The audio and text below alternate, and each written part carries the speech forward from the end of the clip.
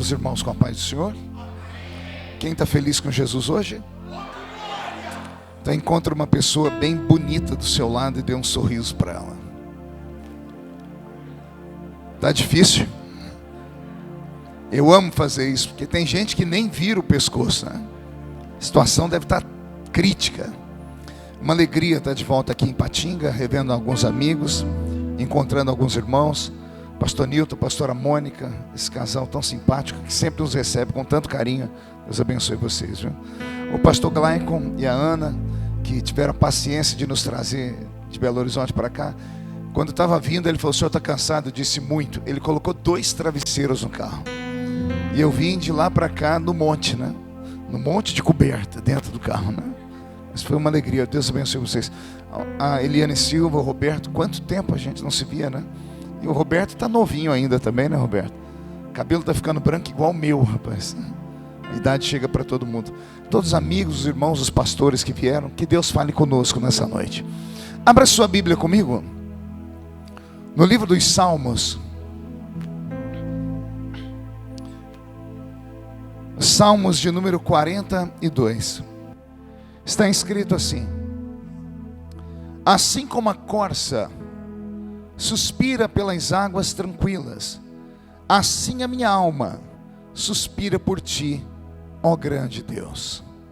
Amém, igreja? Eu vou ler de novo para esse versículo entrar na nossa alma e ficar. Assim como a corça suspira pelas águas tranquilas, assim a minha alma suspira por ti, ó grande Deus. Amém. Feche a Bíblia, coloque no banco, na cadeira. Já quebramos alguns protocolos, então pegue na mão de quem está do seu lado. Não, mas é para segurar a mão da pessoa, isso. E aperte a mão dele ou dela com carinho, até eles falarem aleluia. Isso, pentecostal que não faz barulho, está com defeito de fabricação, né? Vamos orar? Pai, nós te exaltamos, nós te glorificamos, e nós entendemos que dentro de alguns minutos, e este santuário ficará pequeno para o tamanho da glória que o Senhor vai mandar do alto dos céus. Os que vieram tristes começarão a saltar de alegria. Os que vieram se arrastando não voltam para casa se arrastando. Hoje voltarão voando nas asas de um novo tempo. E antes que eu comece a ministrar a sua palavra, cerque esta igreja com a sua glória. E num raio de 5 quilômetros, onde houver um demônio alojado, eu dou a esses demônios segundos para sumirem daqui, porque se não sumirem, serão queimados pelo poder da sua glória que aqui será derramada. Rasgue o céu sobre Patinga nessa noite. Manda anjos de fogo descerem aqui. Que estes anjos desçam, trazendo brasas de fogo nas mãos. Comecem a esparramar estas brasas entre nós.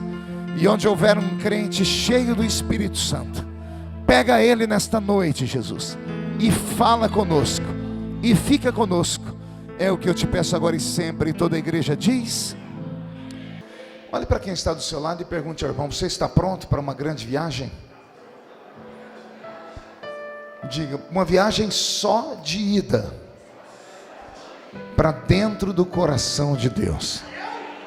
Pode dar mais uma salva de palmas a Jesus?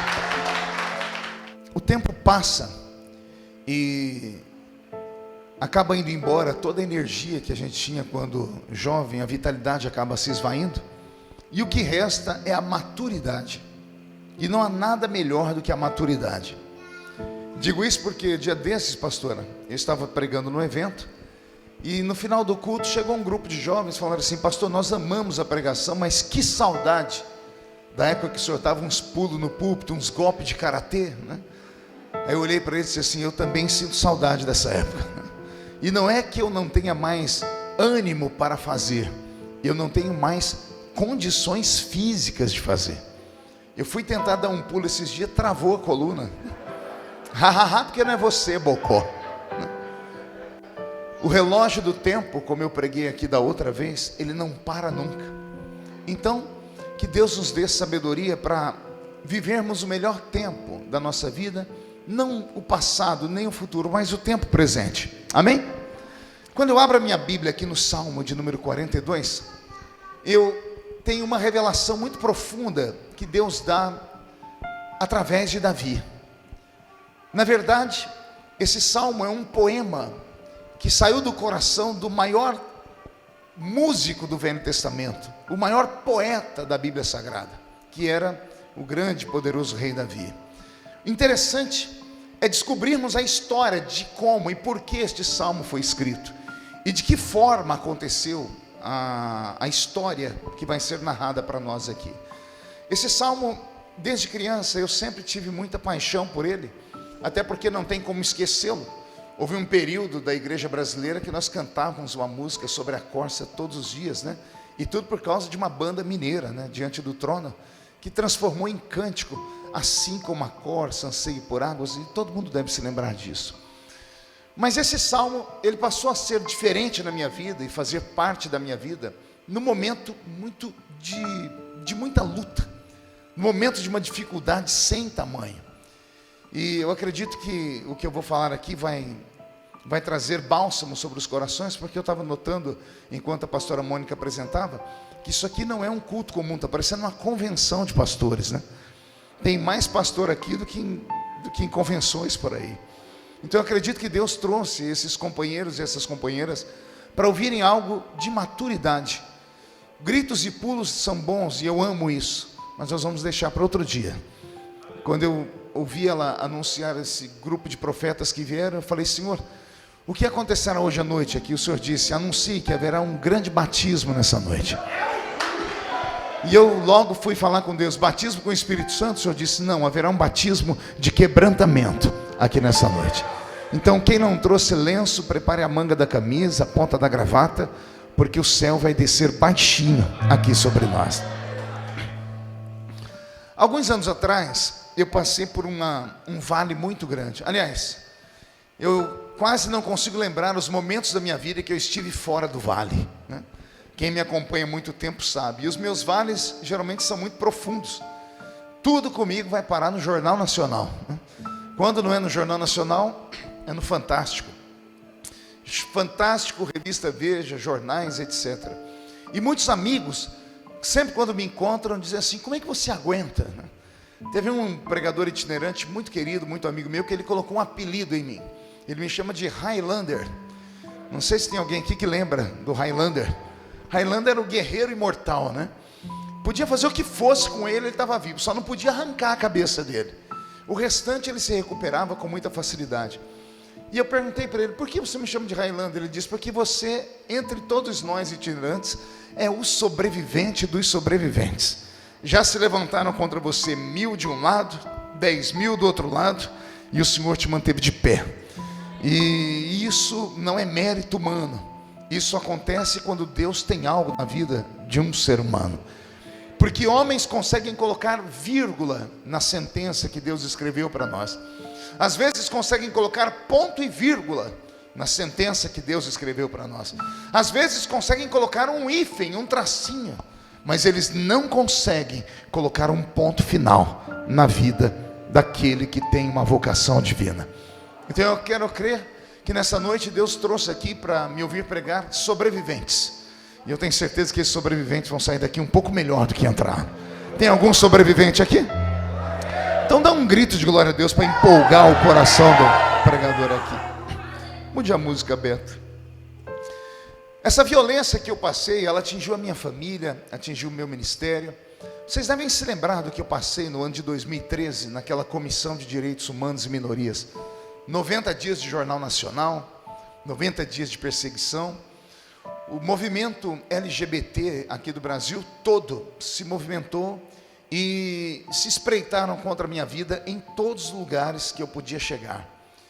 Depois eu mapeei e descobri que eles tinham no Brasil 257 ONGs. Imagine, 257, uma média de 10 ONGs por estado brasileiro.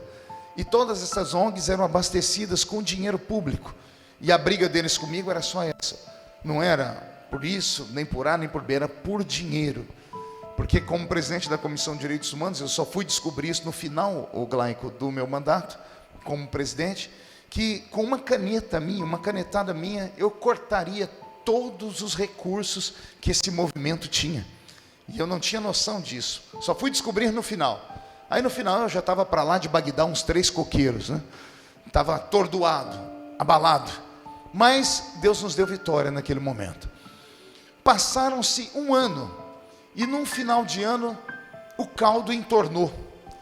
Eu não sei se você sabe, né? A nossa mente ela é composta de janelas de inteligência. E o desespero não é um sentimento, o desespero é um demônio. É um demônio que vai fechando as janelas da nossa inteligência. E quando a nossa inteligência se esvai, o que sobra é um instinto. E muitos seres humanos têm um instinto de matar para sobreviver. E outros têm um instinto contrário. Ele tem um instinto de se matar, pensando que vai ter uma vida melhor depois dessa. E já você vai compreender porque eu estou falando tudo isso. E eu me lembro como se fosse hoje, no mês de novembro de 2 anos atrás, eu entrei em uma crise, em uma depressão profunda. Até então, para mim, depressão, como crente pentecostal, criado dentro de igreja evangélica, depressão para mim tinha conotação espiritual, tinha fundamento espiritual, tinha opressão espiritual. Para mim era uma construção do próprio inferno. E eu acreditava piamente que se orasse, que se jejuasse, a depressão ia embora. E foi o que eu fiz. Eu orei, eu jejuei, e a depressão não foi embora. Ela começou a aumentar. Eu não sei se alguém aqui já teve a infelicidade de ter sido atingido por uma depressão. Eu não desejo isso nem para o meu pior inimigo, porque a depressão faz com que os seus olhos passem a ver as coisas de maneira totalmente distorcida. As cores perdem a alegria, a comida perde o sabor, o perfume não é mais cheiroso, não há mais vontade de estar em público. O desejo é se isolar, se esconder, entrar em uma caverna. No meu caso, ficar trancado dentro do quarto. E eu fiquei trancado por mais de 30 dias dentro do quarto. Como pastor conhecido do Brasil, como político conhecido, tive que pedir à família e os amigos para que não contasse para ninguém, porque as pessoas geralmente não entendem isso. Aqueles que veem um pastor pregar, uma cantora, um cantor cantar, eles apostam e são capazes de jurar que tal ser humano é indestrutível.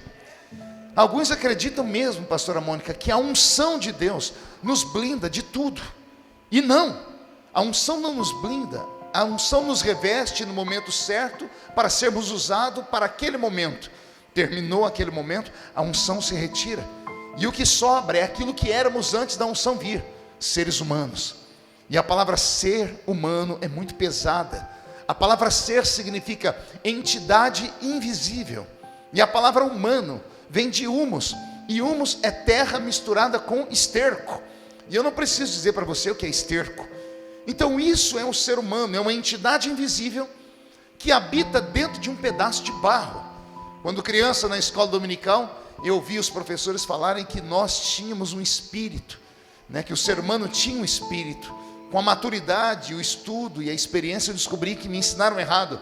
Eu não tenho um espírito, eu sou um espírito. Eu tenho um corpo, porque o ter é passageiro, e o que eu sou é eterno. Eu tenho um corpo hoje, amanhã posso não ter mais, porque posso morrer, o corpo ir para debaixo da terra, e depois de alguns dias não tem mais nada lá, porque o pó volta ao pó. Então eu tenho um corpo, tenho agora e posso não ter amanhã. Agora o que eu sou, ninguém tira de mim. Eu sou um espírito hoje e continuarei sendo um espírito na eternidade. E quem disse isso foi Salomão, que o homem morrendo, o pó volta ao pó, mas o espírito volta a Deus, porque foi Deus que o deu. Então, se somos um espírito, somos metafísicos, somos transcendentais, e muito do que acontece na nossa vida se dá num âmbito onde o remédio não consegue chegar, onde as palavras do médico não conseguem tocar, porque tudo isso está armazenado na nossa psique. Tudo que nós vemos, ouvimos e sentimos fica armazenado num aparelhinho que temos aqui atrás da cabeça, chamado cerebelo. O cerebelo é como se fosse o HD do computador. Ele é o armazenamento de todas as nossas memórias. Tudo que você viu, ouviu e sentiu, e vou até me atrever a dizer coisas que você talvez nem vai se recordar, porque eram situações intrauterinas. Hoje a ciência já consegue dizer isso, que tudo que uma mãe passa, a criança percebe, e isso pode ser marca sobre ela para sempre. Então o ser humano é muito complexo. O ser humano é tão complexo que o próprio Deus, para nos compreender, teve que deixar a sua divindade lá em cima e encarnar aqui na terra, para viver a nossa vida, para tentar compreender o que é ser humano. O ser humano não é um brinquedo, e o ser humano não foi feito em série. Os animais foram feitos em série, tanto que você vê um leão aqui, um leão em qualquer lugar do mundo, o leão é idêntico em qualquer lugar, parece que foi clonado. Uma girafa é igual aqui, é igual em qualquer lugar do mundo. O hipopótamo. Os animais racionais foram feitos em série. Os anjos foram feitos em séries, segundo a sua categoria. Tanto que em todas as épocas, em todos os tempos, todos os que viram anjos, desenham eles de maneira igual para nós. São de cabelos compridos, reluzentes, de roupa branca. Foram feitos em série. O ser humano não foi feito em série. Cada um de nós foi feito com a ponta do lápis de Deus. Deus, quando fez você, Ele pensou só em você e acabou jogando a forma fora. Por isso que cada vida é um universo, e cada coração é um labirinto. Só conhece tal labirinto aquele que te criou e você. Então, quando eu comecei a perceber que eu estava vivendo uma vida que não parecia ser vida, era morte para mim, consegui ir até alguns psicólogos. E o psicólogo chegou a dizer para mim: olha, a questão é a seguinte. Ele pediu meu histórico e ele parou para ver os vídeos que eu passei em 2013. Eu apanhei em avião, eu apanhei na rua, eu apanhei em shopping center. Nós tínhamos plantado 22 igrejas naquele ano. Nós precisamos fechar 14 igrejas em 3 meses, porque todos os ativistas do movimento LGBT descobriram as minhas igrejas e armaram barracas na porta das igrejas. E não deixava ninguém entrar nos cultos. Quando começava o culto e os que eram corajosos para entrar, os gays tiravam a roupa e ficavam pelados na frente da igreja.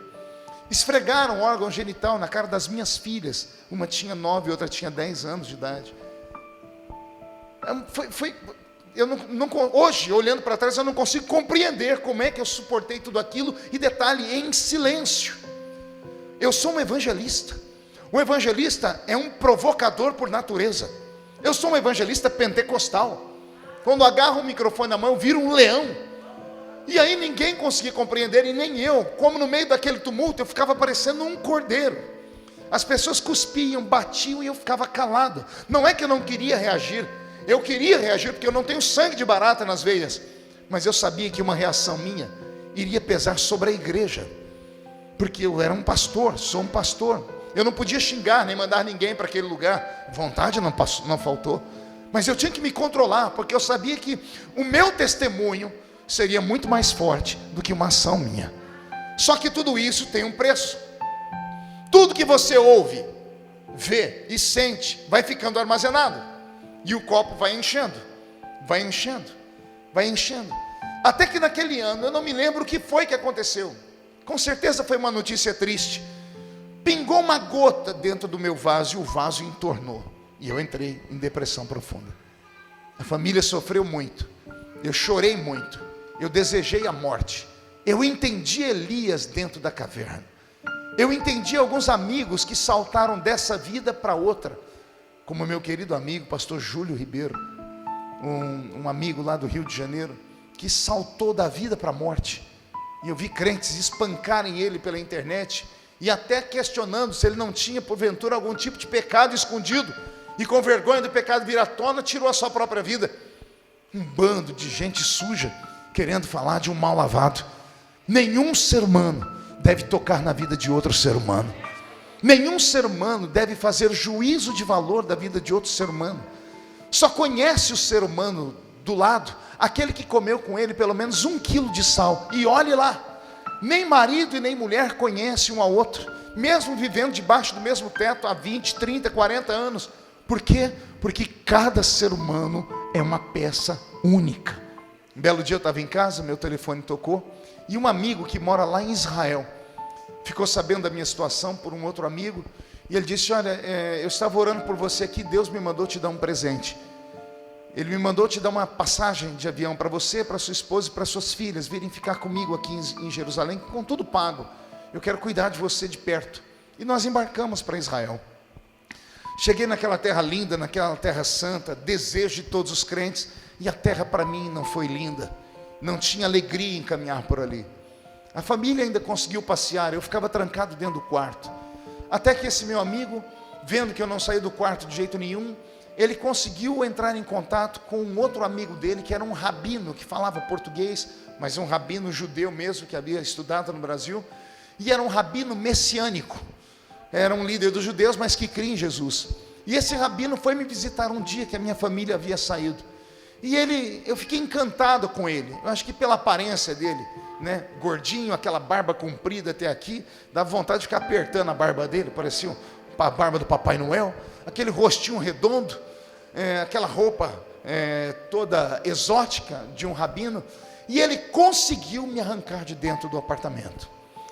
E ele disse: eu quero te levar para um tour que você não conhece. Você conhece Israel, mas você vai conhecer Israel com um rabino. E aí ele deu uma volta comigo por trás de Jerusalém, ele subiu uma montanha, e ele me levou num lugar tão lindo que eu nunca tinha ido, num lugar que dá para ver Jerusalém inteira. E aí ele falou para mim: você vai sentar aqui, eu vou sentar do seu lado. Ele sentou do meu lado e começou a mexer naquela barba. Ele não falou nada.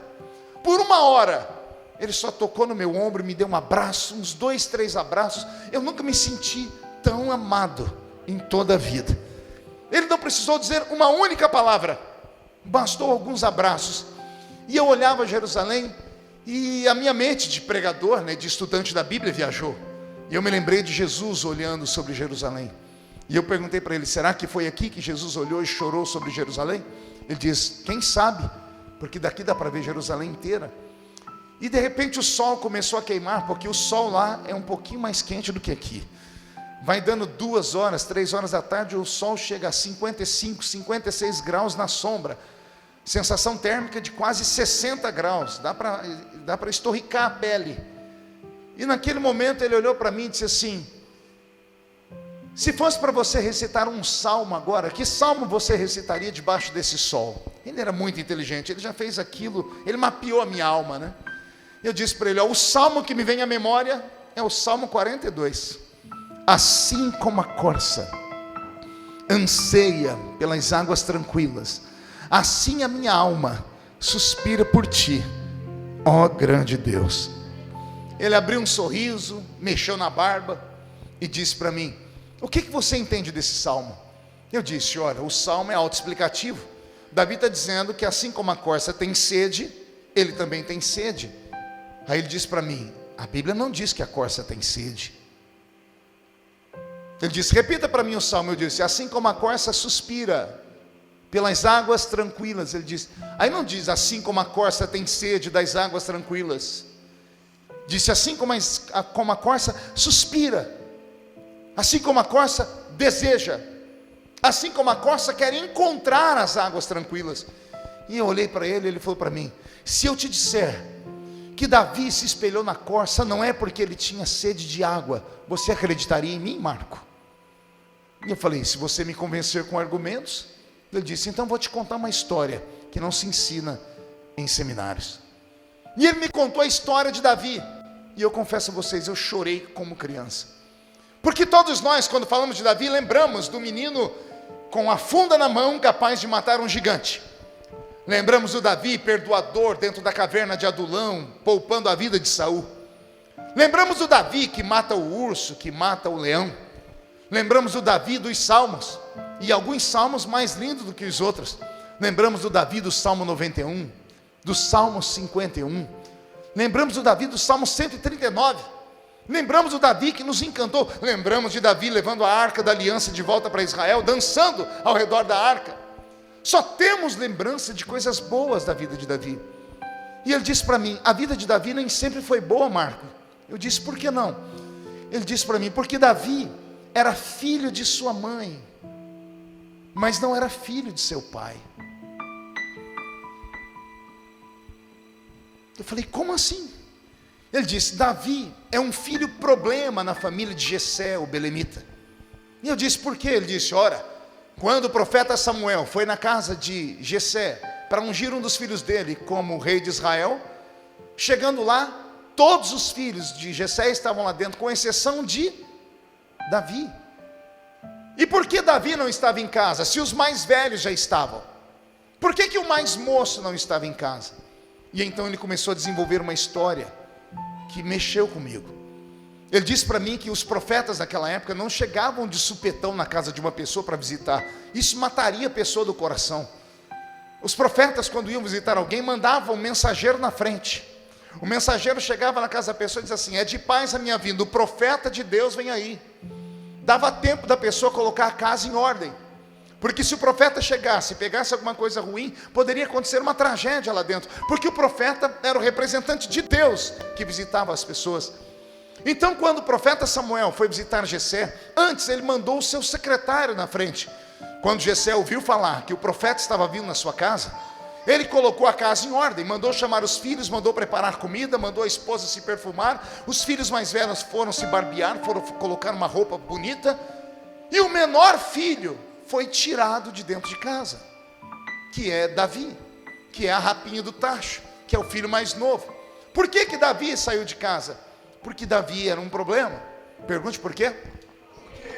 A aparência de Davi vai nos falar que ele era um pouco exótico. Davi era ruivo, em algumas traduções, louro. Ele tinha os cabelos encaracolados. Ele era de gentil aspecto. E ele era de pequena estatura. Davi não tem nada a ver com a aparência dos seus irmãos.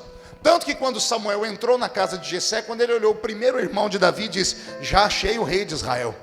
Por que ele disse isso? Porque a Bíblia diz que Saul, acima dos ombros de todos os judeus, era o maior homem que tinha em Israel. Os filhos de Jessé eram altos, tão altos quanto Saul. Quando Jessé bateu o olho no filho, ou quando Samuel bateu o olho no filho de Jessé, disse: já tem o rei. Já foi sacando o óleo para ungir, e Deus teve que interferir e disse: não é esse. Samuel disse: então me passe o outro filho. Quando chegou outro filho, parecido com o primeiro, alto, robusto, forte, viril, foi deitar o azeite, o Senhor disse: também não é esse. E passaram-se todos os filhos, e o Senhor disse: nenhum desses é. Porque você, Samuel, enxerga esses homens por fora. Eles têm aparência de rei, mas o que eu quero, ele tem coração de rei. Não tem aparência de rei, mas tem coração de rei. Por que que Davi foi tirado de sua casa? A tradição que esse rabino me contou diz que acredita-se que Davi era fruto de um estupro. Os homens da época saíam de casa para a guerra, para a batalha, e ficavam as mulheres em casa. Jessé era um homem rico, era fazendeiro, e por certo comprou escravos, e um escravo europeu acabou sendo levado para sua casa. E o escravo europeu então, na ausência de Jessé, violentou a sua esposa, e a esposa de Jessé engravidou. E quando nasce uma criança diferente. Nasce um menino loiro de uma família judia. Hoje nós temos judeus até dos olhos azuis, mas por causa da miscigenação de raças. Quem conhece o Oriente Médio sabe que Israel faz divisa com o continente africano. O Egito é o primeiro país da África que faz divisa com Israel. Não existe no Oriente Médio pessoas de raiz com os olhos claros. Os olhos claros são marca de europeus. Não existe pessoas de cabelos lisos, originais daquela terra, porque o sol é de cima para baixo, queimando o couro cabeludo, e engrunvinha o cabelo. Por isso os africanos têm a cor da pele acirrada, os cabelos são crespos, o nariz é largo por causa do oxigênio, que é muito rarefeito, então precisam ter mais oxigênio. Os corpos se adaptam nos lugares. Então o judeu original, ele tem o nariz comprido e adunco, o cabelo é mais grosso, são um pouco mais alto, a pele é queimada do sol. Mas o Davi, que aparece na família de um judeu, ele é louro, ele é de gentil aspecto. A tradução de gentil aspecto é tão interessante. Eu fui procurar saber o que era gentil aspecto. É uma beleza delicada. Gentil aspecto, beleza delicada. Exemplo, Leonardo DiCaprio. Leonardo DiCaprio é um homem de uma beleza delicada. Ele tem uma beleza chamada de beleza feminina, porque ele tem traços femininos, embora seja um homem. Tanto é que namorou a Gisele Bündchen, né? Então isso é uma beleza delicada. Davi é de gentil aspecto. Se você quer ver a imagem de Davi, digite no Google Davi por Michelangelo, o grande mestre da Renascença. Você vai ver a estátua de Davi mais famosa do mundo. Vai ver um Davi peladão. Quem já viu a imagem do Davi peladão? É um Davi grande. Ele tem o cabelo encaracolado, o nariz dele está empinado. O Davi de Michelangelo parece um europeu, Por quê? Porque Michelangelo leu na tradução de São Jerônimo, da Septuaginta, como era Davi. Quando a Bíblia diz que Davi tinha olhos brilhantes, o homem original do Oriente Médio nunca tinha visto ninguém com olho claro. Olhos brilhantes são olhos claros. Davi tinha olho verde, olho azul. Davi é um problema dentro da sua família. Por isso, mais tarde, ele vai escrever o Salmo 51. O Salmo 51 é um desabafo, é um meia-culpa. Ele está dizendo a Deus, porque ele caiu num pecado da carne. Ele está dizendo, eu pequei na carne, porque eu venho de uma família de pecados na carne. Em pecado me gerou a minha mãe. Por que ele não diz que em pecado ele foi gerado pela família dele? Ele não cita o pai, ele diz, em pecado me gerou a minha mãe. Aí os teólogos vão dizer que ele está falando do pecado original de Adão. Nada disso. Davi não está sendo teólogo, ele está abrindo a alma para Deus. Ele diz, eu carrego traumas, eu carrego problemas, eu tenho uma semente pecaminosa, porque a minha mãe passou por um processo, e esse problema sexual que a minha mãe teve, acabou vindo sobre mim, e eu acabei dormindo com Batseba, um ciclo de maldição hereditária. É isso que Davi está falando com Deus. Davi é um homem que carrega traumas, tantos traumas, que no dia em que Jessé recebe a visita de Samuel, ele não está em casa, porque Jessé ficou com medo de Samuel olhar para Davi e ver a aparência dele se destonar de todos da casa, e dizer, há um pecado escondido aqui dentro. Por isso Jessé manda Davi cuidar das ovelhas, e não são ovelhas comuns. Davi foi cuidar das ovelhas malhadas. Ovelhas o quê? Eu pensava que eram ovelhas que tinham a lã de outra cor, manchadas, e não era. Ovelhas malhadas eram ovelhas marcadas por anomalias físicas. Ovelhas que nasciam com 2 cabeças, com 3 patas, 5 patas, 2 caudas, sem caudas, anomalias físicas.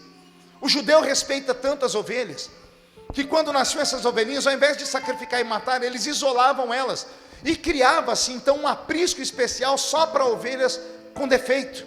Esses apriscos não ficavam na frente das casas grandes. Na frente das casas grandes ficavam os apriscos de ovelhas perfeitas. O transeunte que passava pela avenida, pela rua, queria entrar e fazer negócio e comprar ovelhas. As ovelhas com defeito ficavam geralmente atrás da casa grande, em uma ribanceira, num lugar que ninguém via. Ovelhas monstrinhos, ovelhas defeituosas. E no dia em que Samuel vai visitar Davi, ou vai visitar Jessé, o pai de Davi, Jessé manda o menino ir cuidar das ovelhas malhadas. Quer entrar na casa dele comigo agora? Escute Jessé falando de Davi, meu filho, você precisa cuidar das ovelhas com defeito. Mas meu pai, meus irmãos já estão aqui. Você tem que cuidar das ovelhas com defeito. Mas o dia já terminou. Você tem que cuidar das ovelhas com defeito. Ele vai saindo de casa, ele sente o cheiro da comida, porque os empregados estão preparando um banquete. Ele vê os irmãos tomando banho perfumados, ele vê a mãe usando uma roupa de festa. Ele sabe que vai ter uma festa em casa, mas ele não é convidado. E como é que o filho mais novo não é convidado para essa festa? Só há uma explicação: ele não era bem-vindo ali. Por isso ele é empurrado para cuidar das ovelhas malhadas. Só que aqui também nasce um grande milagre. Pergunte qual?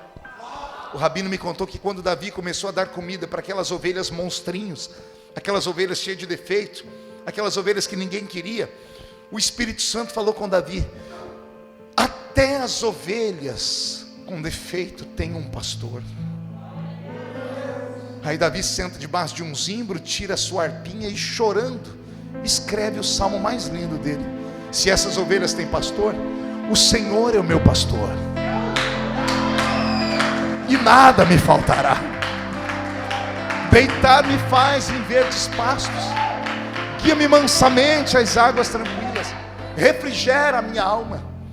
Não foi isso que disse para nós um grande poeta assembleiano de mais de 100 anos atrás, que os mais belos hinos e poesias são escritas em tribulação? Davi sempre foi rejeitado em casa, ele era uma criança diferente.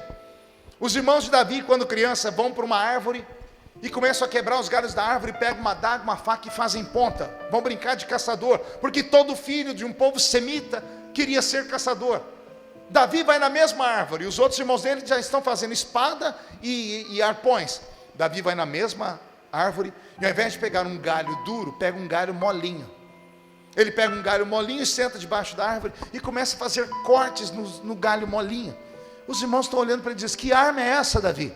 A minha é diferente da de vocês. Ele pega as lãs da ovelha e amarra na ponta de um galho molinho, enverga e amarra na outra ponta. Os irmãos acham que ele vai fazer um arco e flecha. Aí ele faz mais alguns cortezinhos e põe mais uma linha, e põe mais outra, e põe mais outra. Daqui a pouco ele tem na mão uma harpa. Os irmãos devem olhar para ele e falar: você é maluco, né? Nós saímos aqui para brincar, para treinar a guerra, para a gente vencer o nosso inimigo. A gente faz arma, a gente faz espada, e você faz o quê? Ele disse: eu fiz também a minha arma. Naquele dia eles não entenderam, só que mais tarde nós vamos ver Davi usando essa arma, porque a Bíblia diz que na medida que ele dedilhava a harpa, os demônios iam saindo do coração de Saul. Davi era uma criança diferente, e por ser diferente, sofria preconceitos. De onde é que você acha que saiu o Salmo 91? Um dos salmos mais fortes de Davi. Não temerei espanto noturno, nem seta que voe de dia, nem peste que assola meio-dia. De onde é que Davi tirou isso? Não é um homem que fala isso, porque homem adulto não tem medo de fantasma. Veja você agora, quando criança tinha medo do escuro. Quem tinha medo do escuro aqui quando criança? E agora você tem medo de alguma coisa? Hoje você vê seus filhos apavorados, você até ri, fala: por que eles têm medo? Porque o homem maduro não tem medo. O Salmo 91 não nasce de um Davi velho, nasce de um Davi criança. Porque toda criança, quando tem medo, pula no meio da cama entre o pai e a mãe para dormir. Só que Davi não era bem-vindo no quarto da mãe e do pai, porque o pai olhava para ele e lembrava do que a mãe dele passou. Então Davi ia dormir com os irmãos olhavam para aquela aberraçãozinha e mandavam ele sair dali. E como Davi não tinha amigos, Davi criou um amigo. Freud diria que Davi tinha um amigo imaginário, mas nós sabemos que não era imaginário. Como Davi não podia conversar com os irmãos nem com o pai e com a mãe, ele conversava com um amigo dele, imaginário. Não temerei espanto noturno, nem seta que voe de dia, nem peste que assola meio-dia. O Senhor é comigo. Davi se tornou um amigo. Davi ficou quase sendo chamado de esquizofrênico, porque ele não tinha unidade com a família, então ele se afeiçoou a Deus. O rabino me disse que o Salmo 42 foi escrito por um Davi que queria ser aceito. Um Davi que era perseguido pelos seus irmãos, que era perseguido pelo próprio pai. Então, como ele queria ser aceito, havia uma tradição naquele mundo antigo, que nós vamos encontrar na Bíblia isso, que o filho, quando queria chamar a atenção do pai, ele fazia um guisado para o pai. Alguém lembra de uma história disso na Bíblia ou não? Lembra de Isaac falando para Esaú: vai fazer um guisado para mim? Caça e mata um animal e faz para mim. Por que mandava caçar? Se os fazendeiros tinham boi, tinham vaca, tinham cabrito, tinham ovelha, tinha todo tipo de carne. Por que o pai mandava o filho caçar? O pai mandava o filho caçar um animal exótico, um animal difícil de ser pego. Era a maneira do filho provar ao pai que ele era o cara. Então Davi, nesse dia do Salmo 42, ele quer surpreender o pai, ele quer ser aceito pelo pai. Então ele sai em busca de um animal raro. Ele sai em busca da corça, também chamada de cervo. A corça ou cervo é um quadrúpede que é muito sensível e delicado, e extremamente habilidoso e ágil. A sensibilidade dela faz ela perceber um inimigo a dezenas de metros de distância. Ela é atenta com os ouvidos e pelo seu olfato. E quando uma corça ou um cervo corre, dificilmente até um felino, se não chegar à espreita, não consegue pegar uma corça na velocidade. Então Davi quer pegar uma corça, mas só acha uma corça ou um cervo, Glauco, no alto das montanhas. Então Davi deixa as paragens aqui, porque ele quer ser aceito pelo pai e quer convencer o pai. Então ele sobe o alto da montanha e procura sinais de que uma corça ou um cervo passou por ali. Então ele vê nas pegadas, ele vê nos arbustos quebrados. E disse o rabino que Davi enxergou uma corça. E quando ele enxerga a corça, ele deita no chão à espreita, para que o vento não denuncie, não leve o seu cheiro. Então Davi vai se espreitando pelo mato para tentar se aproximar da corça a uma distância em que ele possa usar uma flecha para matá-la. Só que enquanto Davi está fazendo isso, aparece no cenário um outro predador, um leão da montanha. E o leão da montanha é extremamente violento. E Davi sabe que não dá para competir com o leão, porque o leão é extremamente mais forte. E o leão também sabe que se ele não se aproximar muito perto daquela corça, ele não vai conseguir pegá-la. Então o leão também se agacha pelas pairagens e ele vai se espreitando, para que o vento não leve o seu cheiro e o barulho dos galhos sendo quebrados não seja percebido. E Davi também sabe que o leão, mesmo sendo forte, não vai conseguir pegar aquela corça e levar inteira para sua casa, porque a corça chega a pesar 200, 250 quilos. O leão vai matar a corça, vai comer um pedaço, vai arrancar um pedaço para sua família e vai sobrar alguma coisa. Então Davi pensa: eu não posso com o leão, mas o leão vai pegar a corça e vai sobrar um pedaço para mim. Então olha o desenho, a corça na frente, o leão atrás da corça e Davi atrás do leão. Até aqui, amém? A diferença entre a corça e o leão está na força. O leão até corre um pouco como a corça, só que o leão, ele tem resistência, coisa que a corça não tem. O leão sabe que depois que ele impregnar o cheiro dela na sua narina, ela pode ir para onde for, ele não precisa vê-la, ele seguirá um rastro invisível do cheiro da corça. E quando a corça percebe que o predador está perto, ela corre. E o leão corre atrás da corça, e Davi corre atrás do leão. De repente o leão e a corça desaparecem, e Davi é obrigado a ir pelas pegadas, porque ele é um caçador. Então ele sabe para onde o leão está indo. O leão vai chegar uma hora que ele não vai ver mais a corça, porque a corça é mais rápida. Então ele vai pelo cheiro dela, porque na medida que a corça corre, ela transpira. E quando ela transpira, ela libera uma enzima, que é chamada de enzima do medo. O leão sentiu o cheiro dela, acabou. Ela pode ir para onde for, ela não tem resistência. Ela vai chegar em um ponto que ela não vai ter força para correr mais. O leão vai pegar a corça de qualquer forma. A corça corre pela montanha, o leão corre atrás da corça, a corça desaparece, o leão sente o cheiro e Davi vai pelo rastro. E de repente, a história desemboca na frente de um ribeiro, na frente de um riacho, na frente de um val. Davi se aproxima e vê o leão parado na frente de um córrego. E o leão está com a cabeça erguida, buscando o cheiro da corça. E Davi percebe que o leão está perdido, porque por mais que o leão busque o cheiro da corça sumiu. O cheiro levou o leão até na beira do ribeiro de águas tranquilas. E de lá para frente, a corça desapareceu. Davi fica de longe vendo o que vai acontecer. O leão olha para cá, para lá, sente o cheiro. E o leão, frustrado, dá meia volta e volta para a sua savana. Davi também não entendeu o que aconteceu, ele só sabe que a corça sumiu. O rabino disse que o Davi foi até o ribeiro para beber água. E quando ele vai beber água, ele escuta um barulho atrás de uma relva. E quando ele olha atrás da relva, se levanta a corça que estava deitadinha atrás da relva. Só que Davi vê que a corça não está seca, ela está toda molhada. A corça se levanta e se sacode. Quando ela se sacode, sai água para tudo quanto é lado. Davi entendeu o que aconteceu. Ao invés de matar a corça, Davi eternizou a corça em um poema. Ele sentou debaixo da pedra, ou do lado da pedra, pegou a sua, não sei como é que ele escrevia, com tinta, nanquim, papiro, pena, e ele viu o que aconteceu com a corça. Ele disse: Senhor, eu estou igualzinho a essa corça. Assim como a corça suspira por águas tranquilas, assim a minha alma suspira por ti, ó grande Deus. Aí o rabino me disse: Marco, a corça queria águas, não porque estava com sede. Quando ela viu o ribeiro de águas, ela entrou dentro da água e ela mergulhou. E quando ela mergulhou, a correnteza levou embora o suor da corça. E quando o suor foi embora o cheiro do medo.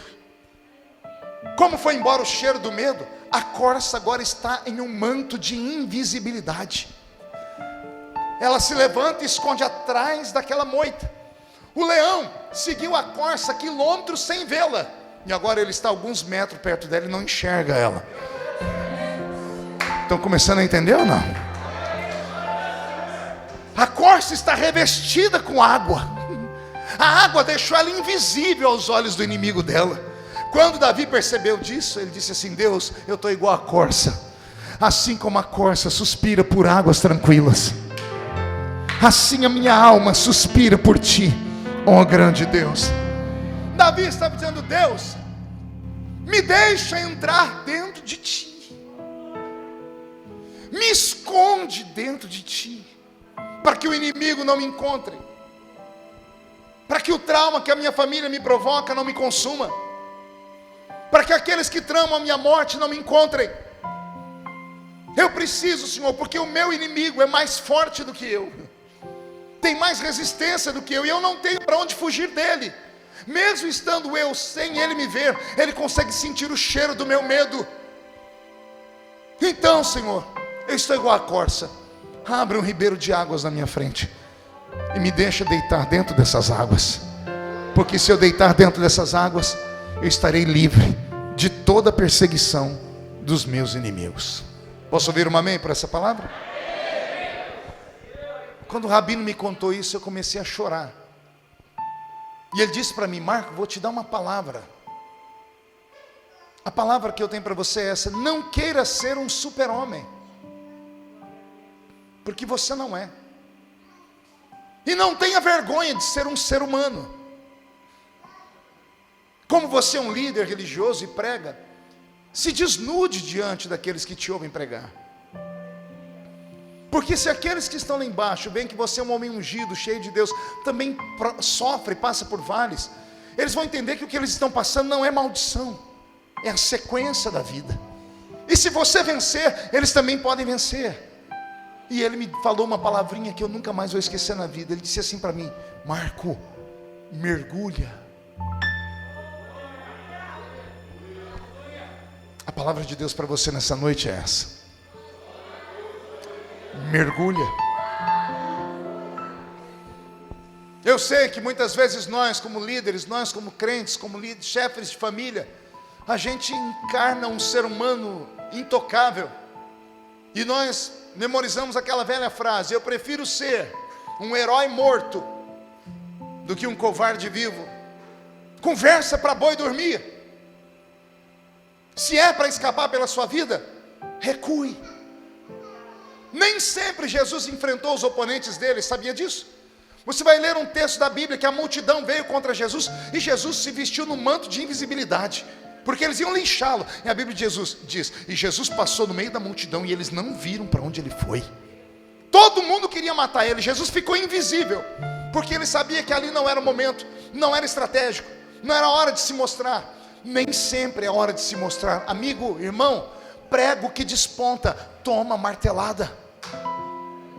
Vitrine bonita, toma pedrada. Pessoas de destaque, antes de ter um destaque, tem que ter o couro grosso. Todas as pessoas olham para o pregador, para o cantor, para as pessoas de sucesso e dizem: eu quero chegar ali. Quer chegar aqui? Então não corte atalhos. Quer chegar onde eu cheguei? Passe por onde eu passei. Aquele que quer mais de Deus tem que também aprender que você vai sofrer mais com Deus. Amigos, irmãos, estar perto de Deus é perigoso demais. O lugar mais seguro do tabernáculo era o alpendre, porque do alpendre dava para fugir para qualquer lado. O lugar mais perigoso do tabernáculo era o Santo dos Santos. Tanto é que o sacerdote entrava ali dentro com uma corda amarrada na cintura. Estar muito próximo de Deus é perigoso, porque a glória de Deus vai impregnar em você. E quando a glória de Deus impregnar em você, você vai atrair, porque a unção atrai o que presta e o que não presta. Pessoas vão tentar se aproximar de você para pegar um pouquinho da sua unção, porque querem ser como você. Outros vão querer toda a sua unção, porque não querem ser como você, querem ser você. Outros não vão querer ser você, porque sabem que não dão conta, então vão querer matar você. E aí o que eu faço, pastor? Encaro o inimigo, dou na cara dele? Não, se esconde, mergulha. Mergulha até a sua força voltar. Mergulha até você ter convicção de que você vai conseguir encarar o inimigo, agarrar ele pelo chifre, esfregar o focinho dele no chão e chutar ele para o inferno. Porque você não é de aço, a senhora não é uma super mulher. Eu não sei o que Deus pensa. Qualquer pessoa inteligente pega as suas joias mais preciosas e coloca em um cofre de aço, ou manda para um banco fora do país, onde ninguém consegue pegar. Qualquer pessoa que tem um mínimo de racionalidade vai pegar a riqueza e guardar num lugar onde ninguém acha. Aí vem Deus e pega a glória dele, que ele traduz por ministério da palavra, ministério do louvor, da visão, e coloca dentro de um vaso de barro. Eu vou falar de novo para ver se você entende. Deus pega aquilo que o dinheiro não pode comprar e põe dentro de um vaso de barro. E sabe o que eu acho mais lindo? Mesmo Deus sabendo de tudo isso, Ele não deixa de depositar dentro do vaso. Por quê, pastor? Porque Ele vê o que eu não vejo. Deus é um investidor. Alguns investimentos dele são a curto prazo, mas os investimentos mais perigosos são aqueles a longo prazo. O investimento de longo prazo é aquele que alguém, um especulador, vem e compra uma empresa que está falida. Ele vai apostar e investir nela por 10, 15 anos, só tendo prejuízo, na expectativa de que daqui 10, 15 anos as coisas mudem, mudem os governos, e então a empresa prospere. Se homens fazem isso, se homens que não têm bola de cristal apostam no futuro em grandes investimentos, e sabem que no princípio vão ter prejuízo, imagine Deus. É por isso que Ele tem apostado em você. Mesmo sabendo dos seus erros, dos seus tombos, das suas tribulações, das suas angústias, mesmo sabendo que você não tem sido aquilo que as pessoas esperam que você seja, mesmo assim Ele não te abandona, porque Ele sabe que se não deu lucro agora, lá na frente, quem viver verá. Quem viver verá para ver o que vai acontecer. Ei, mergulhe em Deus nesta noite. Eu me lembro que quando garoto, eu gostava muito de nadar. Quem aqui já nadou muito? Deixa eu ver. Ó, todo mundo aqui é assembleiano. Sabe, assembleiano não vai em piscina, não vai em praia, né? Ah, coisa ruim. Quem aqui já nadou alguma vez? Levante a mão para eu ver. Ah, melhorou. Quem aqui já teve a habilidade de um dia descer até o fundo de uma piscina e ficar parado lá embaixo, com os braços esticados ou sentado? Quem já fez isso? Tenta lembrar aí a sensação. Sensação de paz, de tranquilidade. A atmosfera muda, a gravidade desaparece, e por um momento pensamos que podemos até voar. É uma calmaria, é uma paz sem tamanho. Só que daqui a pouco o pulmão começa a arder, você começa a precisar de oxigênio, e aí você começa a se esforçar e vai no desespero e sai na flor da água, e quando respira, volta à vida. Mesmo sabendo que vai arder de novo, a gente vai lá no fundo de novo e fica parado. É isso que Deus está falando para nós essa noite. Mergulhar em mim é buscar um ponto de paz. Mergulhar no Senhor é encontrar um momento de calmaria. É onde todos os fardos que estão sobre os seus ombros são tirados dos seus ombros e colocados na mão dele, porque a gravidade não existe para quem está debaixo da água. A única coisa que existe é a pressão. Então você pode mergulhar em Deus nesta noite e encontrar um momento de calmaria, porque se você não fizer isso, você vai passar por uma prova tão grande, e talvez você não tenha condições de vencê-la, como eu venci. O ano passado, eu enterrei o meu copastor, 33 anos de idade, um menino bonito, halterofilista, parecia um ator de Hollywood. A esposa dele, uma modelo, linda. Ele pregou na igreja no domingo uma mensagem tão linda, Glauco, que ele tirou o céu do lugar dele e trouxe para a terra. A igreja foi ao delírio. Na terça-feira, ele pulou de uma ponte de mais de 100 metros de altura e tirou a própria vida. Não foi um membro da igreja, foi o meu copastor. Cidade de 40 mil habitantes, imagine o escândalo. Pior do que o enterro dele, foi o primeiro culto que eu tive que encarar a igreja, porque a igreja toda me olhando, querendo uma resposta.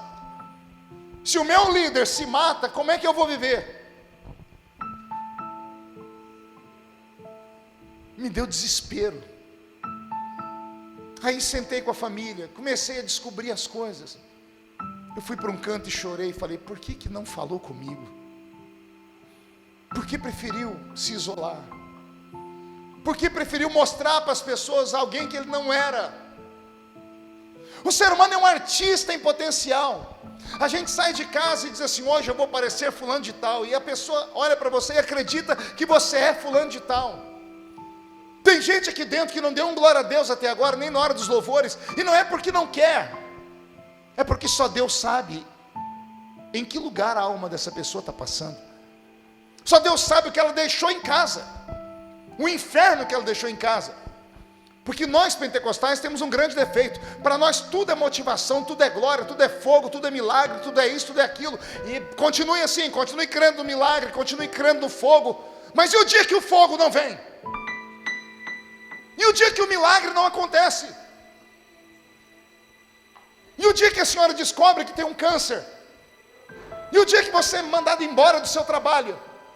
Onde estava o anjo de Deus quando seu filho morreu? Quando seu casamento se dizimou? Somos seres humanos. E mesmo sendo crentes, tendo o nome escrito no livro da vida, mesmo sabendo que Deus revela em sonhos, que Deus usa profetas, temos que estar preparados para tudo, inclusive para quando o teto desaba na cabeça da gente, para quando o buraco abre na nossa frente, a gente é tragado e engolido. Adorar a Deus quando tudo está bem é muito fácil. Dar glória a Deus quando o seu carro tem gasolina e você foi promovido no trabalho é muito fácil. Quando o seu filho tem saúde é muito fácil. Quero ver dar glória a Deus agora, que está tudo caindo, que está tudo desabando, que você veio para cá se arrastando, chegou aqui e deu a Deus um ultimato: fala comigo hoje ou eu abandono essa igreja. Aí por sua culpa, Deus me dá essa palavra nessa noite, só para te provar o quanto Ele te ama. E o Senhor me mandou te dizer: eu não estou buscando a sua força nessa noite, eu estou buscando a sua alma. Eu quero que você se esconda em mim nessa noite. Não é hora de guerrear, não é hora de ir para a guerra. Você não está preparado. Se for agora, será tragado. Já deve ter lido na Bíblia que quando Davi saiu para a batalha e caiu de cima do cavalo, e um dos filhos de Abisag, um dos gigantes, quase matou Davi. Se os soldados não protegem Davi, tinha acabado a nação inteira. Eles colocam Davi no cavalo e todos os soldados dizem para ele: o Senhor não sairá mais a peleja conosco, para que não se apague a lâmpada de Israel. O Senhor não estava preparado para essa batalha. O Senhor tinha que ter ficado em casa, porque se o Senhor morre, os soldados iam falar: se matar o rei, que é ungido de Deus, acabou a nação inteira. E se acaba a nação, Jesus não nasce no futuro. Um ato impensado, um ato de uma coragem frívola. Não adianta ser louco nessa hora. Existe hora para loucura, existe hora para fé, existe hora que você tem que dar um salto no escuro, mas nem todo momento é assim. Você tem que ter o pé na terra. Você pode ter a cabeça no céu, mas coloque os pés na terra. Se segure, porque o que o diabo armou contra o seu ministério é muito grande para te desfacelar. Mas se Deus está falando nessa noite que Ele vai te proteger, Ele vai te proteger. Mergulha!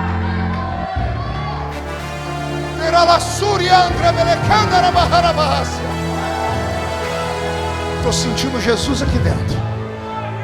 Mergulha. Pastor, como é que eu devo mergulhar? Vai aí alguns conselhos. Troca o chip do celular. Começa esse tipo de mergulho. Desativa o WhatsApp por uma semana. Porque do que adianta você estar aqui dentro me ouvindo pregar e de 2 em 2 minutos você olha para o seu celular, e aí no seu celular tem alguém te chantageando, tem alguém te extorquindo, e você já está desesperado, já pensou em se matar, já pensou em ir no banco fazer um seguro de vida para deixar dinheiro para a família, porque você não quer que isso aconteça. Suas maiores lutas vêm dessas porcarias de mídia social. A senhora tem 5 seguidores no Facebook, tem 3 falando mal, a senhora já quer se matar dizendo: o mundo inteiro está contra mim. Imagine eu que tenho 4,5 milhões só no Facebook, 2 milhões no Instagram, 700 mil no Twitter. Você acha que eu paro para ouvir o que os outros escrevem sobre mim? Você acha que eu tenho essa disposição de ficar lendo o que as pessoas falam de mim?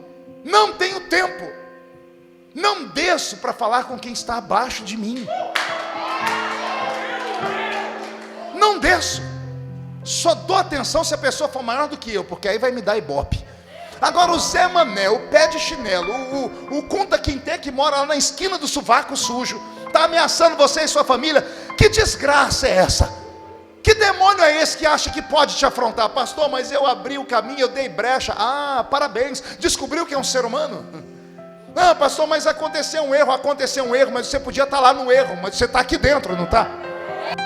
Por que você veio aqui? Para me ver? Eu não sou tão bonitinho assim não. Você veio aqui porque você acredita que Deus pode dar o livramento, que Deus pode dar o milagre. E o milagre Deus está mandando te dizer: deixa na minha mão, não faz nada, não se vinga, deixa que a vingança está na minha mão. Quebra o chip do celular, fecha a conta do Facebook, tira o Instagram do ar e vai viver em paz com a sua família, porque o que Deus uniu, o homem não pode separar.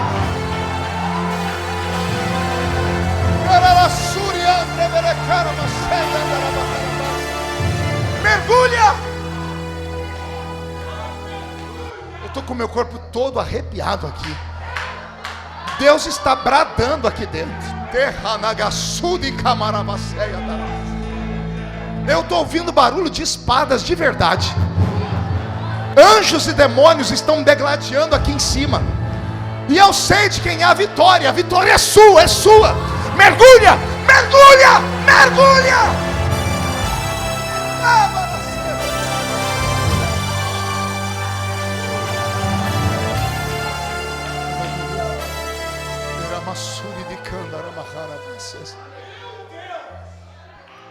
Vai dar tudo certo. Na vida do crente, o que acontece? Ou é porque Deus mandou, ou é porque Deus permitiu. Eu não posso acreditar que o diabo pode enfiar a mão dele na minha vida a qualquer hora, a qualquer momento. Eu não posso acreditar que você está debaixo de uma maldição, porque toda maldição, segundo a carta aos Gálatas, capítulo 3, foi quebrada na cruz do Calvário. Se a maldição foi quebrada, o que você está vivendo é para te fortalecer. Eu não sei o porquê, e também não tenho a resposta porquê, porque eu também tenho os meus porquês. Eu também tenho perguntas que não têm resposta.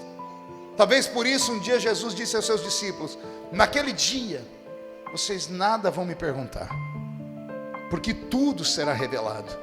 Mas enquanto vivermos aqui, estamos sujeitos a todo tipo de luta, de dor e de sofrimento. O sofrimento é uma matéria da faculdade da vida. Viver não é para qualquer um, gente. Viver é uma aventura. Que Deus não me mate aqui agora. Viver é uma agonia, é uma dor intensa, porque nós não nascemos para ficar aqui. Esse planeta é pequeno demais para nós. O que o homem busca, ele nunca vai encontrar aqui. Por isso que o rico não está satisfeito, o pobre não está satisfeito, ninguém está satisfeito com nada, porque nós não nascemos para estar aqui. Há uma outra vida nos espera. Então aguenta o tranco, porque vai dar certo. O que não deu certo até agora é porque não tinha que ter dado. E vou te dar mais um conselho: o que você tem que passar, ninguém vai passar no seu lugar. Não dá para transferir. Tem o seu nome, a sua luta tem o seu nome, a sua cruz tem o seu tamanho. Não corte ela, carregue ela até o fim. Pastor, mas eu não estou aguentando mais. Aguenta sim, porque a hora que você não aguentar mais, Deus vem e interfere. Porque Deus não dá uma luta maior do que a que você pode passar. Deus não é injusto. Se Ele te deu essa luta, é porque você conseguirá atravessar ela. Aguenta firme. Não dê ouvido ao diabo, porque ele só sabe matar, roubar e destruir. E não necessariamente nessa ordem. Ele vai destruir a sua alma primeiro. Ele vai roubar a sua paz. E aí então ele te leva para a sepultura. Porque você fica vulnerável. Você fica como um escorpião. Freud escreveu sobre a síndrome do escorpião. O escorpião é um animalzinho que quando se vê acuado, ele vê que não tem saída, ele começa a girar de um lado para o outro. Se colocar uma roda de fogo e um escorpião no meio, você vai ver acontecer isso. O escorpião no desespero, tentando sair de um lado para o outro, ele perde a coordenação motora sobre a sua cauda. E a cauda dele tem um ferrão, e o ferrão vai passando cada vez mais perto da cabeça dele, até que ele se mata. Freud diz que tem seres humanos assim, que não suportam a violência da vida, e por isso se matam, tiram a sua própria vida, tiram o maior dom que Deus deu à pessoa. O maior presente de Deus para o ser humano é a vida, e por mais dura, por mais dolorida, por mais injusta que seja a sua vida, ore sempre assim: Deus, eu viveria 1000 vidas nessa vida, porque a vida é um presente, e a vida é aquela eterna roda gigante, gente. Às vezes a roda trava aqui embaixo, não tem jeito, tem que aguentar os cuspes que vem de cima, chiclete que jogam na gente, a vontade de sair da roda é imensa, mas a roda começa a girar, e daqui a pouco você está aqui em cima. E aí, pelo amor de Deus, não cospe em ninguém, não joga chiclete em ninguém, porque a roda vai continuar girando, e daqui a pouco você vai estar aqui embaixo de novo. Eu termino aqui dizendo para vocês uma história. Eu estava lendo algum tempo atrás sobre a Arca de Noé, e prego muito sobre ela, e eu sempre faço essa pergunta: o que era a Arca de Noé, senão o amuleto da salvação? Todos que entraram na arca viveram, sim ou não? E quem não entrou na arca? Se você vivesse naqueles dias de Noé, onde você queria estar? Dentro ou fora da arca? Quem queria estar dentro da arca? Então levante a mão direita para o céu, chacoalha assim, faz um carinho nas costas do seu irmão e diga: vai doer só um pouquinho.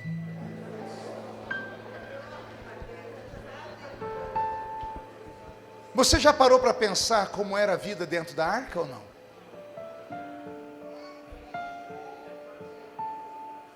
Eu fiz um cálculo uma vez, dentro daquela arca cabia pelo menos 80.000 pares de animais, pelo tamanho dela, os seus 3 pavimentos mais a laje, que seria a cobertura. Animais que ficavam dentro de jaulas, porque se ficassem andando lá dentro podiam fazer a arca virar. Havia somente 8 seres humanos dentro da arca: Noé, a esposa, 3 filhos e 3 noras. E eles ficaram dentro daquela arca por 1 ano a fio. Aquela arca só tinha uma janela de um côvado de metros quadrados, era 50 centímetros aqui e aqui, só tinha um buraco aquela arca, não tinha 2 janelas, aqueles desenhos que a gente vê da arca do Zé Colmeia, que tinha um monte de janelinha e os animais põem a cabeça para fora, tudo conversa fiado. A arca só tinha uma janela em cima dela, no último andar dela. Esses 8 seres humanos tinham que se virar nos 30 para dar comida para todos esses animais por dia. Eu fiz um cálculo com base no que uma pessoa trabalha em um zoológico. Cheguei ao seguinte número: aqueles 8 seres humanos ali, para cuidar daqueles 4 compartimentos, era 16 horas de trabalho ininterrupto por dia, levando comida e água para os animais. 16 horas por dia, sem férias, sem sábado, sem domingo. Era o custo para viver dentro daquela arca. Não bastasse ter que trabalhar tanto, imagina você ter que tirar o esterco dos animais de dentro da arca, porque se acumular 1 ano de fezes de 80.000 animais dentro de uma arca, não tem quem sobrevive. Todos os dias eles tinham que pegar sacos de esterco, subir primeiro, segundo, terceiro pavimento, e lá na única janela e jogar do lado de fora o esterco, se quisesse viver um pouquinho melhor lá dentro. As fezes ainda dá para tirar, e a urina? A arca era de madeira, absorveu toda a urina dos animais. Você já passou perto de um lugar onde as pessoas fazem urina em praças? Arde o seu nariz? Imagine isso dentro de um lugar fechado. É o lugar da salvação, não é? Mas tem que aguentar o cheiro que está lá dentro. Só que tem coisa pior do que isso. Pergunte o quê? E imagine você ter que aguentar a sua sogra 1 ano. Não tem para onde fugir da velha. Onde você vai, ela está. Mas tem coisa pior. Pergunte o quê? Você aguentar o seu cunhado. A sua cunhada, aquela coisa que você olha para ela e não sabe se ela está de frente ou de costa. 1 ano a fio. Fora as brigas, fora as dúvidas. Porque quem tinha chamada para a arca era Noé, a família dele não tinha, lembre-se disso. A Bíblia não diz que a família dele era temente, a Bíblia diz que ele era. Então os questionamentos dos filhos, da esposa, vinham sobre ele, 1 ano a fio. Por que você acha que ele bebeu logo que saiu da arca?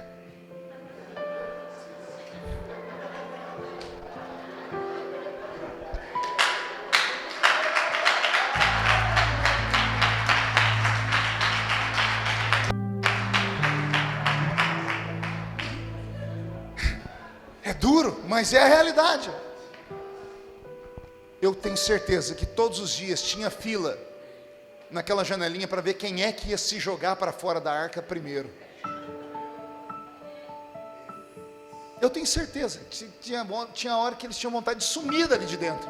Mas quando abriam a janelinha e olhavam lá para fora, eles viam cadáveres de crianças, de bebês, animais, boiando em cima das águas.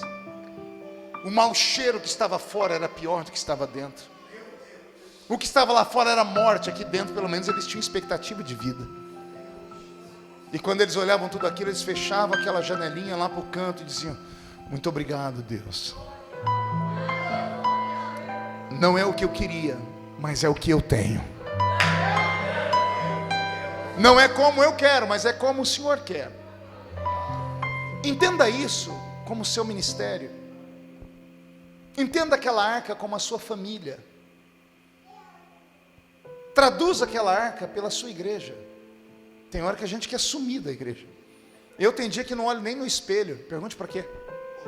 Só para não ver crente na minha frente. Mas aí basta 10 minutos com um ímpio para eu começar a sentir saudade da igreja de novo. Às vezes a gente quer perfeição aqui dentro. Não existe perfeição, isso aqui é a arca.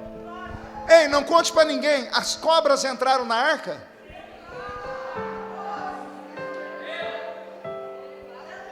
E os escorpiões? E os gambás? Você acha que se fosse para Noé escolher, ele ia querer que aquilo entrasse lá dentro ou não? Não. Quem é que quer ficar com a cobra do lado dele e o escorpião? Mas a arca não era dele. A arca tinha dono. E o dono da arca é Deus. E é Deus que diz: deixa a cobra entrar na minha casa. Deixa o escorpião entrar na minha casa. Deixa tudo entrar aqui dentro. E eu vou ajeitando a vida deles aqui dentro. Se Deus não rejeita, quem somos nós para rejeitar? Eu termino como eu comecei: ninguém deve tocar na vida de ninguém. Cuide da sua própria vida, que já está de bom tamanho. E se você puder orar pela minha vida e pela vida do irmão, amém também. Mas se não puder ajudar, não me atrapalha.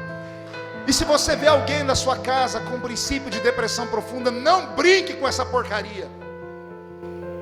A pessoa precisa de ajuda profissional. Depois da ajuda profissional vem o apego da família. E por último vem a igreja. Não inverta. Porque se você colocar a igreja primeiro, a pessoa vai se matar aqui dentro. Não pense que a família resolve tudo, porque a família não resolve. Leve a pessoa para um profissional de saúde mental. A família, não questione, não fique jogando nada na cara. Pare de repreender as pessoas publicamente. Elogie publicamente. Chame atenção em particular. Não destrua as pessoas por dentro. O ser humano é uma caixinha de surpresas. E a maioria de nós é como uma bomba atômica. Basta alguém acender o estopim para explodir.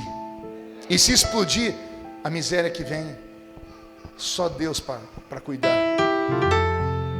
Há uns meses atrás eu estava na minha casa e quase caí. Assistindo um programa desse de televisão, esses da Atena da vida. Aparece um pastor, amigo meu. Preguei na igreja dele, um homem de Deus, de um grande ministério. Matou a nora. E esquartejou. Pastor assembleiano. A história: ele tinha um caso com a nora. E eu acho que a nora engravidou. O diabo fez um emaranhado na cabeça dele, que com vergonha, ele achou que podia sumir com o problema. Só que o diabo ajuda a fazer, mas não ajuda a esconder. E virou uma desgraça na vida dele. Não tente resolver as coisas com a força da sua mão. Peça a Deus que coloque pessoas que possam te ajudar no meio da caminhada. Se você tem coisas guardadas dentro de você e precisa conversar, não converse com qualquer um. Se você fosse católico, eu ia dizer para você sem medo, procure o padre. Porque eu confio em padre, mas não confio muito em pastor. Você conta para o padre, ele não vai contar para ninguém, ele faz um voto. Mas dependendo do pastor que você conta, é Jesus de Nazaré. Antes do dia amanhecer, a cidade inteira está sabendo.